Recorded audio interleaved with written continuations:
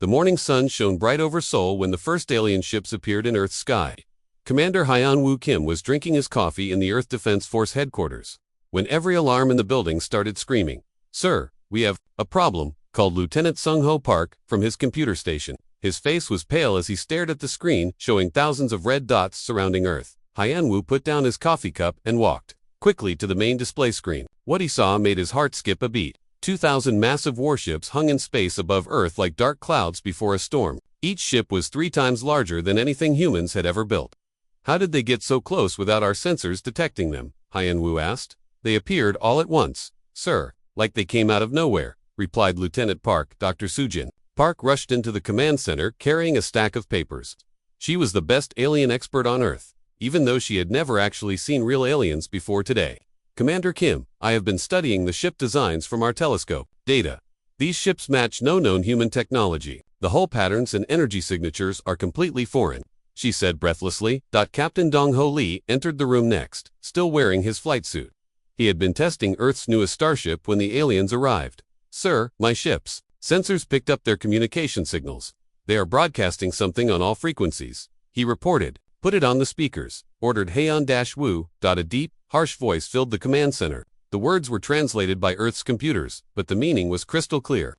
"Primitive species of the third planet. I am Commander Vexstar of the Draconian Empire. Your world has been selected for conquest and integration into our domain. You have 72 of your hours to surrender unconditionally. Resistance will result in the complete destruction of your civilization. This is your only warning." The message repeated 3 times, then stopped. The command center fell silent, except for the humming of computers and the heavy breathing of scared humans. Admiral Ji-won Choi arrived within minutes of the broadcast. She was the highest-ranking military officer on Earth and the calmest person Hyun-woo had ever met. Even now, facing an impossible situation, her voice remained steady. "Status report. Commander Kim," she said. 2,000 enemy warships in orbit. They gave us 3 days to surrender. Our deep space sensors show no additional ships approaching, but these vessels are massive. Each one could probably destroy a city," Hyun-woo replied. Dr. Sujin Park stepped forward with her analysis. "Admiral, based on their ship construction and the name they used, Draconian Empire, I believe these are a reptilian species. Their technology appears to be centuries ahead of ours. The energy readings from their weapon systems are beyond anything we can match." Admiral Choi nodded slowly. "Captain Lee, what is the status of our defense fleet?" "We have 57 operational starships, ma'am. Our most advanced vessels are armed with plasma cannons and nuclear missiles. Against 2,000 enemy ships of this size, we would last maybe 10 minutes in direct space combat." Captain Lee answered honestly. The weight of the situation settled on everyone in the room. Earth had spent decades preparing for the possibility of alien contact, but they had imagined peaceful meetings or small exploration ships. Nobody had planned for a massive invasion fleet that could wipe out human civilization in hours. "Commander Kim, I want you to gather all department heads for an emergency meeting in 1 hour. Dr. Park, I need everything you can learn about these Draconians from their ships and communications.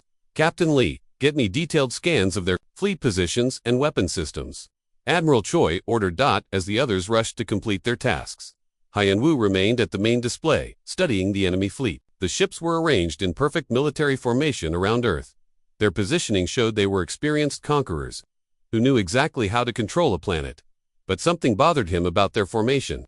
It was too perfect, too predictable. These aliens were following standard military procedures, just like humans would. That meant they could be outsmarted if someone could think of something they did not expect. Dr. Sujin Park returned with her preliminary findings. "Commander, I have been analyzing their ship designs and communication patterns. The Draconians appear to be a highly organized military empire. Their ships all follow identical designs, suggesting they value uniformity over innovation." "This could be a weakness." "What do you mean?" asked Hyun-woo. "If all their ships are identical, then they all have the same weaknesses. If we can find a way to exploit one ship, we can potentially affect their entire fleet," she explained. Captain Lee joined them with his sensor data. The enemy ships are maintaining geosynchronous orbit at precisely calculated distances. They are not moving randomly. Every ship knows exactly where it should be and what it should do. Very disciplined, but also very predictable. Admiral Choi returned for the emergency meeting with Earth's top military leaders, scientists, and government officials joining by video link from around the world.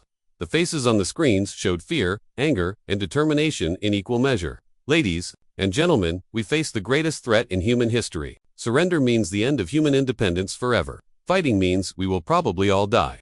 But there might be a third option," Admiral Choi began. She turned to Commander Kim.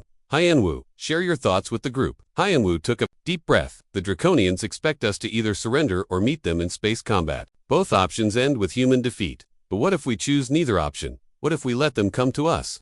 You mean let them invade Earth? Asked the president of the European Federation. Exactly. These aliens have conquered other worlds using the same methods. They arrive, demand surrender, then either accept submission or destroy everything from orbit. They have never had to fight a ground war against a species that knows its own planet better than they do.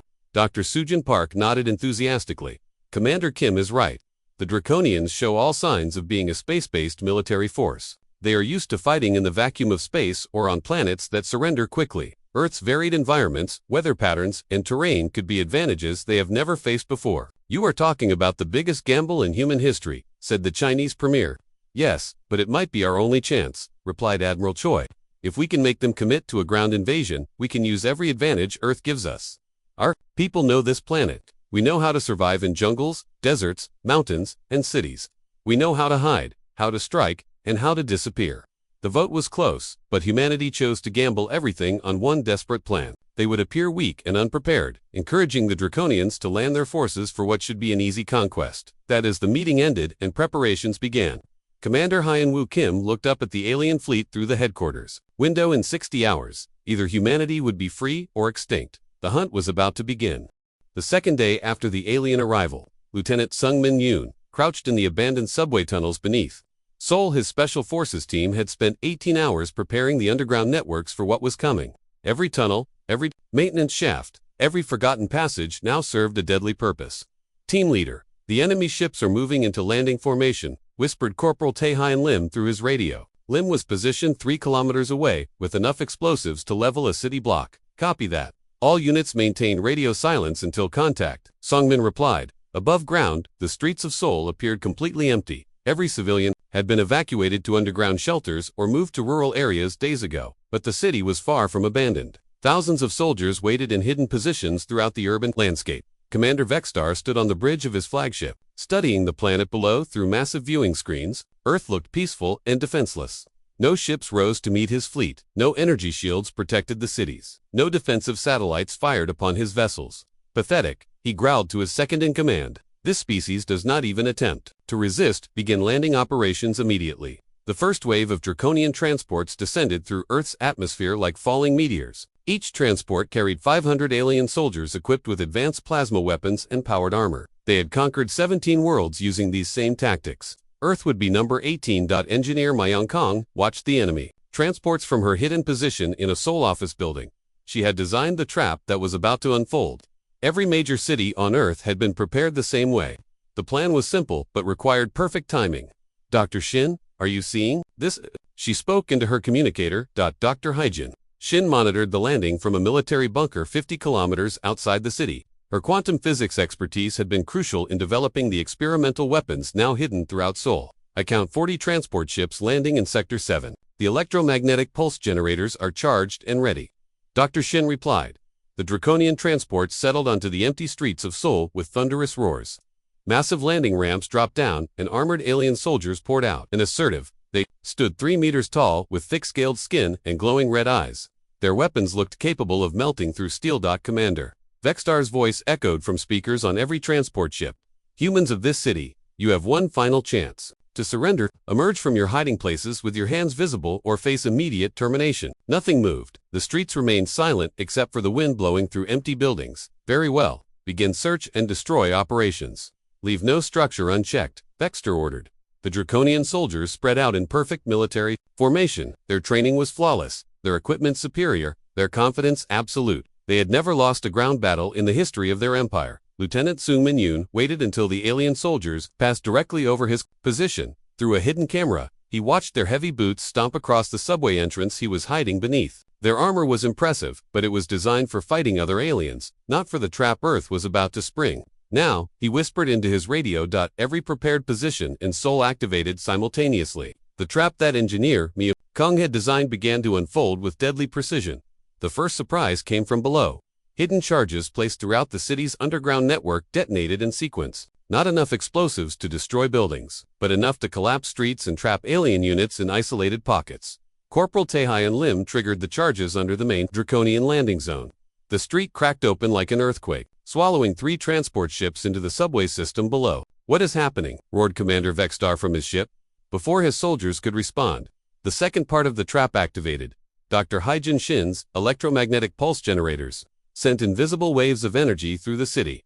The pulses were specifically tuned to disrupt Draconian technology based on captured signals from their ships. Alien weapons began to malfunction, their communication systems filled with static. The power armor that made them so dangerous suddenly felt like heavy metal coffins. "Sir, our equipment is failing," reported a Draconian squad leader. "Weapons are offline. Armor systems not responding." "Impossible. Our technology is superior to anything this primitive world possesses," Vexter replied, but his voice carried doubt for the first time. The third surprise came from every direction at once. Hidden panels and building walls slid open. Manhole covers lifted silently. Windows that had appeared empty suddenly revealed human soldiers with simple but effective weapons. Lieutenant Su Min-yoon emerged from the subway entrance behind a squad of confused Draconians. His assault rifle was ancient compared to their plasma weapons, but it worked perfectly, while theirs did not. "For Earth," he shouted, opening fire. All across Seoul, human soldiers appeared like ghosts. They used the city itself as their weapon. Every alley was a kill zone. Every building was a fortress. Every piece of rubble was cover. The Drac had trained for conventional warfare, but this was nothing like their previous conquests. Their enemies did not line up in battle formations. They did not fight fair. They struck from shadows, disappeared into buildings, and emerged from underground tunnels. Corporal Taehyun Lim led a team through the maintenance tunnels that connected Seoul's subway system. They could move anywhere in the city without being seen, striking alien units from below and vanishing before reinforcements arrived. "Target the officers first," he instructed his team, the tall ones with the fancy armor markings. Engineer Myung Kong coordinated the urban warfare from her hidden position. Her knowledge of Seoul's construction and utility systems allowed human forces to move like water through the city while the aliens stumbled through unfamiliar terrain. Unit 7.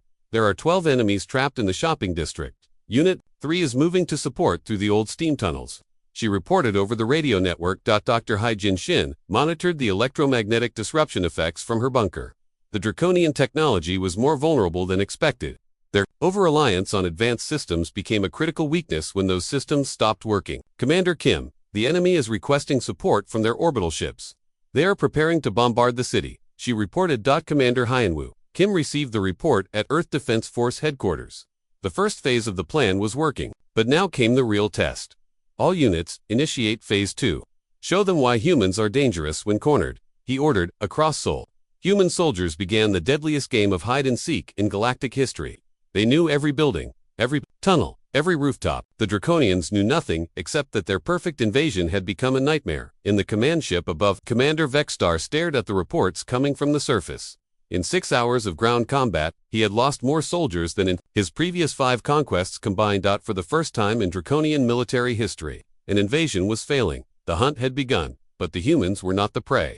3 weeks after the Draconian landing, Sergeant Woojin Park lay perfectly still on the rooftop of a destroyed building in what used to be downtown Seoul. Through his rifle scope, he watched a group of alien soldiers moving carefully through the rubble-filled street below. The Draconians had learned to be afraid of the dark. They no longer moved alone or in small groups. They stayed together in large formations and avoided buildings where humans might be hiding, but their fear made them predictable.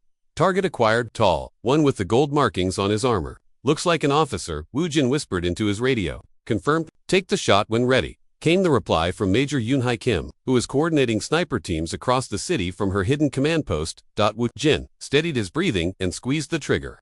The rifle shot echoed through the empty streets like thunder. The Draconian officer fell instantly, creating panic among his soldiers. "Officer down. Enemy forces scattering toward the old market district," Woojin reported as he quickly packed his rifle and prepared to move to his next position. This had become the pattern of warfare on Earth.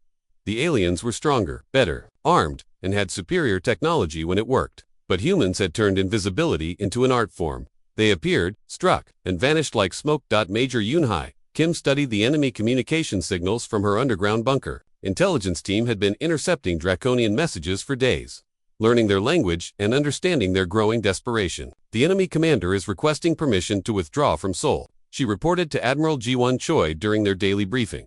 "Their losses are far beyond anything they expected." "What are their numbers now?"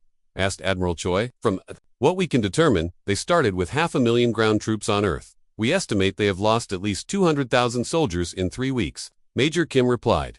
Admiral Choi nodded grimly. Those numbers represented a victory beyond human imagination, but they had come at a terrible cost. Many brave soldiers had died to achieve this success. Meanwhile, in the forests outside Berlin, Private Jae Sung-oh crouched in a carefully prepared hide site. At 19 years old, he was one of the youngest soldiers fighting the Draconians, but 3 weeks of constant combat had turned him into a veteran warrior. Contact 12 aliens moving through Sector 4. He reported to his team leader. The German forests had become a nightmare for the Draconian forces.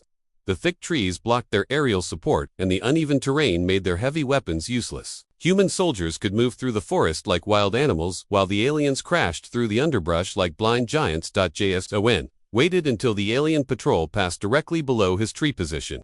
Then he dropped smoke grenades that filled the forest with thick white clouds, while the Draconians stumbled around, unable to see.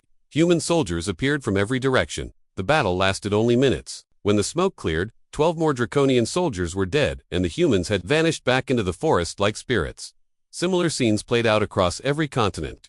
In the Amazon rainforest, Draconian forces became lost in the endless green maze and were picked off one by human fighters who knew every trail and river. In the Sahara Desert, aliens died of heat exhaustion while human soldiers moved like nomads across the burning sand.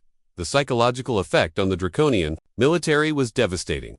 These soldiers had conquered 17 worlds without serious resistance. They were trained to fight against organized armies with clear battle lines and predictable tactics, but humans fought like no species they had ever encountered. Every rock could hide a sniper. Every building could contain explosives. Every shadow might conceal death. Captain Dong-ho Lee piloted his modified starship through the asteroid field between Earth and Mars. His ship had been upgraded with experimental stealth technology and captured Draconian weapons. Instead of facing the entire enemy fleet at once, he conducted hit-and-run attacks on isolated ships, target-locked, firing experimental plasma torpedoes. He announced to his small crew. The torpedoes struck a Draconian supply ship, causing a chain reaction that destroyed 2 escort vessels as well. Before the enemy could respond, Lee's ship had already disappeared among the asteroids. That makes 15 enemy ships destroyed, reported his weapons officer. The fleet is starting to spread out to avoid our attacks. Good scattered ships are easier targets than a unified fleet, Lee replied. These space attacks added to the growing Draconian crisis. Their ground forces were being destroyed. Their supply lines were under constant attack, and their technological advantages were proving worthless against human tactics. Commander Vexstar paced angrily on the bridge of his flagship. The holographic reports floating around him showed disaster after disaster. Red markers indicated lost units, destroyed ships, and failed operations.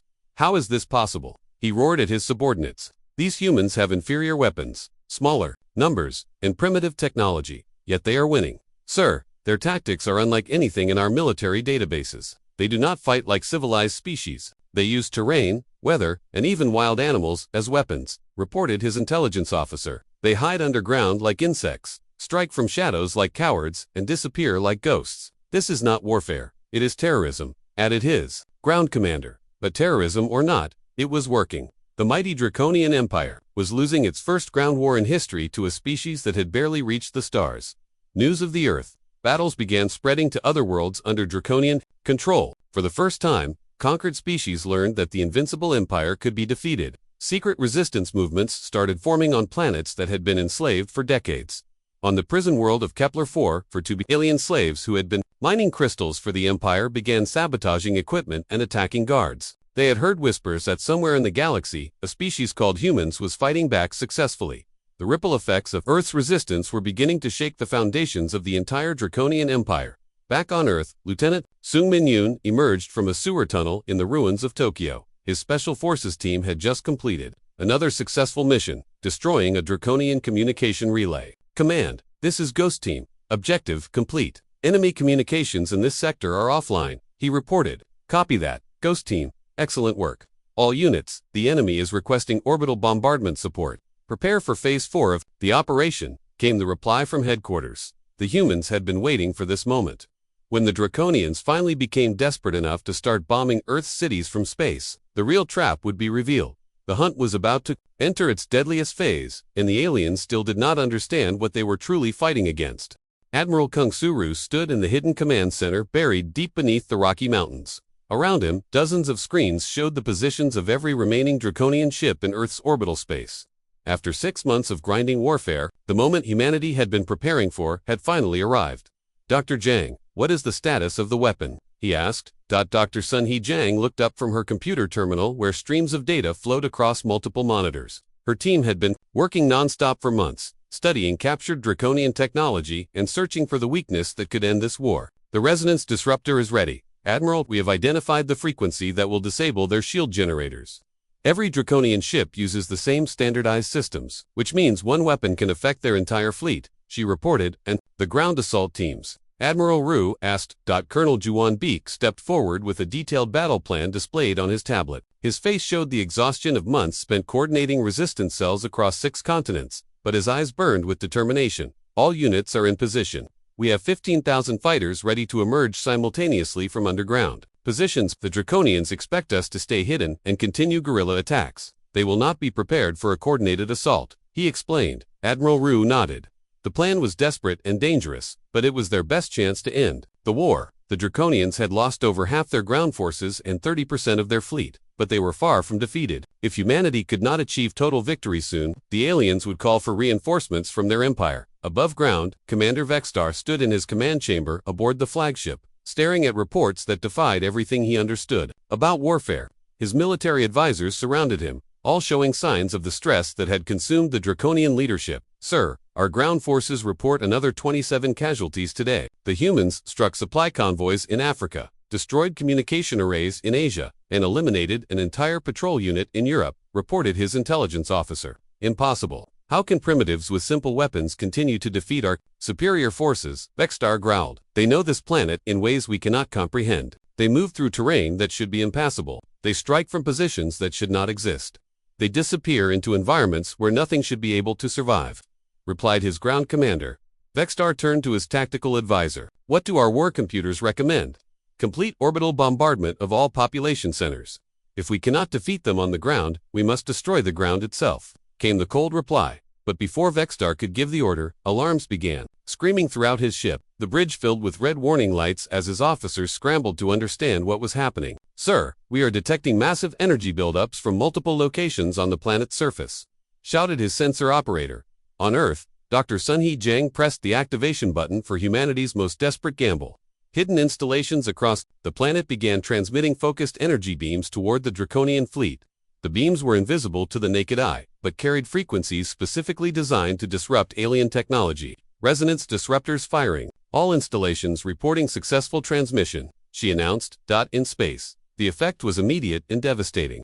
Draconian ships that had seemed invincible for months suddenly found their shield generators failing. Their weapon systems shut down. Their communication networks went silent. What is happening to our ships? Vexstar demanded as his own vessel shuddered and lost power. The humans have found a way to disable our technology. All fleet vessels are reporting system failures, his engineering officer replied in disbelief.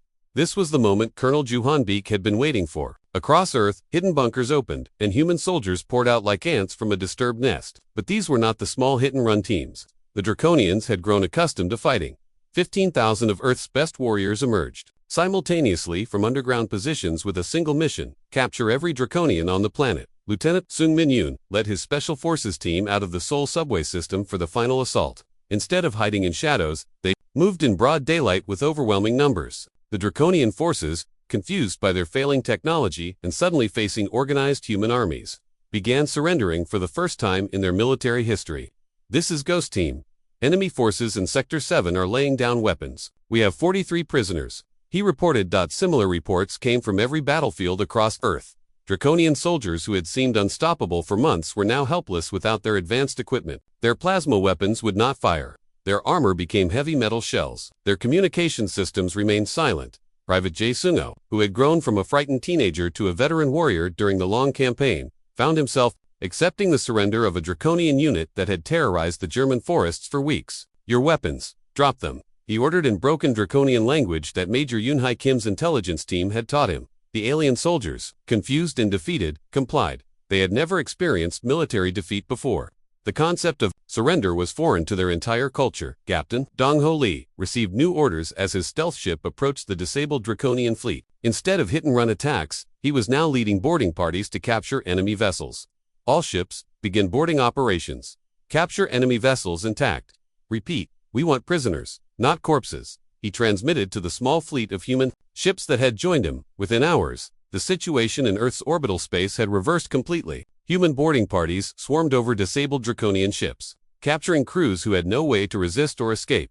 But the greatest prize came when Colonel Juwan Beek's ground forces surrounded Commander Vextar's personal transport, which had crash-landed outside Paris when its systems failed. Commander Vextar of the Draconian Empire, you are now a prisoner of the human resistance, announced Colonel Beek as he stood before the defeated alien leader.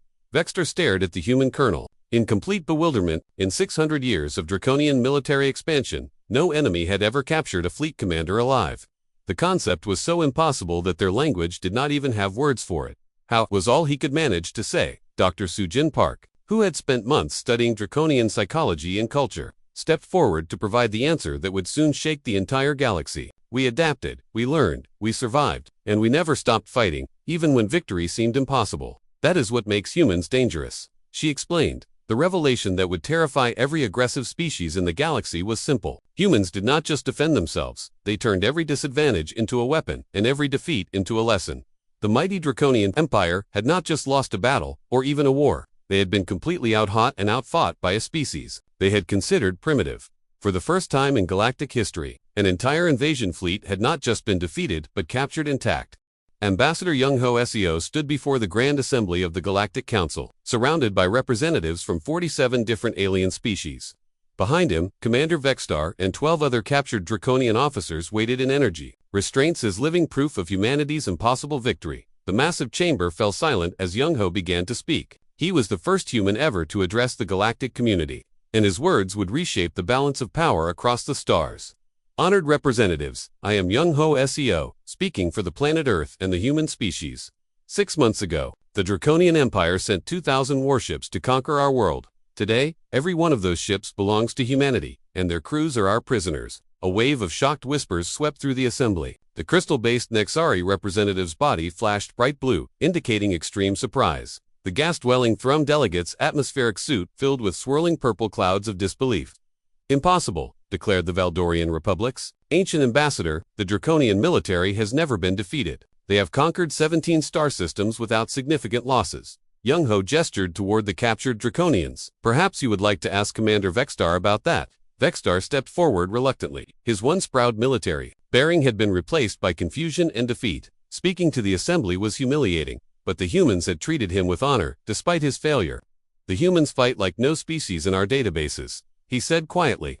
They turned their entire planet into a weapon against us. They used weather, terrain, animals, even their own cities as tools of war. When our technology failed, they appeared from everywhere at once with numbers we never expected. The Thrum delegate spoke through its translator device.